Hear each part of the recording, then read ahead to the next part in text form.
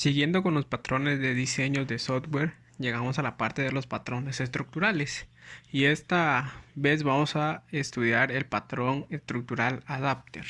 La función principal de este patrón es la reutilización.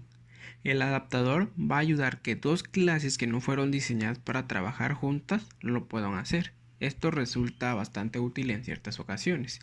Si las interfaces difieren, el adaptador permite que se pueda comunicar. Va a ser como una especie de traductor entre el cliente y la nueva clase y viceversa.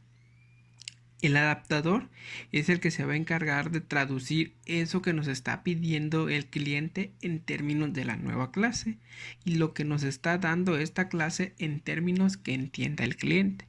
Y con eso vamos a evitar que se puedan hacer grandes cambios con la relación al cliente en nuestro servidor. Y además, este patrón es muy útil para trabajar con código viejo, con librerías o con toolkits. Esa es una de las ventajas que nos da. Para este patrón hay que tener en cuenta ciertas partes que son importantes para el correcto funcionamiento. La primera es la interfaz, que como bien sabemos es la que conoce el cliente y la que espera usar para poder comunicarse con las diferentes clases. La segunda es el adaptado, que es la implementación que necesita ser adaptada, es decir, la clase que vamos a estar adaptando para el cliente, para que el cliente lo pueda utilizar. La otra es el adaptador, que es la clase que implementa la interfaz para poder trabajar con el adaptado. O sea, es la que se encarga de hacer la traducción entre lo que espera el cliente y lo que nos va a proveer la nueva clase. La cuarta parte es la petición. Es la operación que el cliente desea, lo que realiza el cliente en la interfaz. Y por último, es la petición específica, que es la implementación de la petición en el adaptado. Es el que hace la conversión o la traducción. También hay que mencionar que existen diferentes tipos de adaptadores y cada uno se emplea de manera diferente dependiendo de lo que se vaya a necesitar o la ocasión que vamos a implementar. Una de ellas es el adaptador de dos vías, que se utiliza cuando dos sistemas necesitan usar las características del otro y viceversa. Es decir, si yo necesito utilizar una característica de otra clase y esa clase igual necesita utilizar una característica de la clase, entonces no creamos diferentes adaptadores, sino creamos uno que se pueda utilizar de ambos lados. Otra versión del adaptador es el que conocemos como pluggable. En este caso debemos identificar tempranamente las partes del sistema que va a cambiar.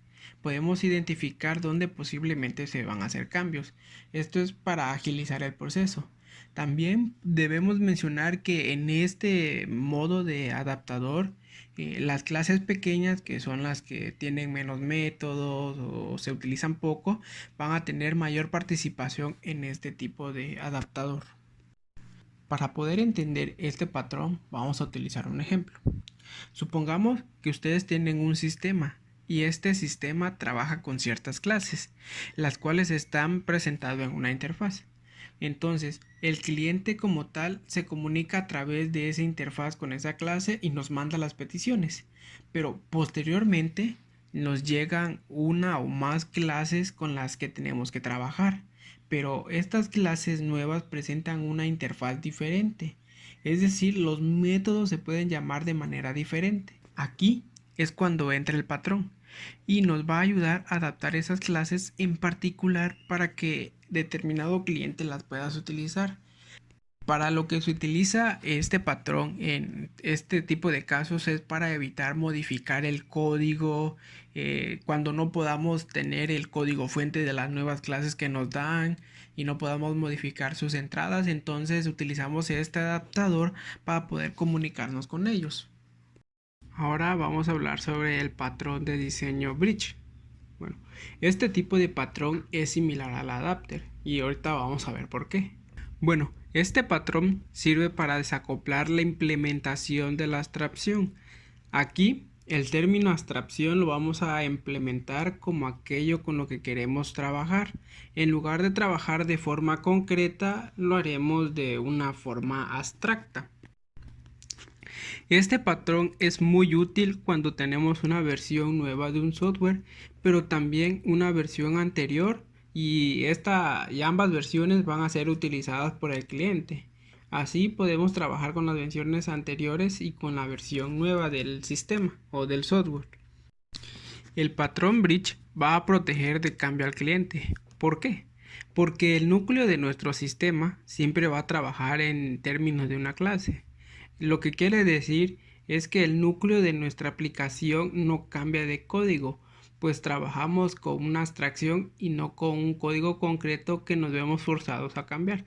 Es como lo habíamos dicho, vamos a trabajar de forma abstracta y no de forma concreta. Bueno, el cliente nos va a indicar con qué versión va a trabajar y dependiendo de la versión que sea, ya la implementación concreta es la que tomaría el lugar correspondiente para que se trabaje con esa versión. Para este patrón, como en otros patrones, se va a necesitar una interfaz. ¿Por qué? Porque es la que va a proveer el mecanismo de entrada a las diferentes implementaciones de la abstracción. ¿Y qué es lo que vamos a tener como resultado? Bueno, es hacer creer al cliente que está trabajando con una clase en particular, pero gracias a la interfaz y al patrón es que vamos a estar trabajando con diversas clases o versiones que son las implementaciones correspondientes.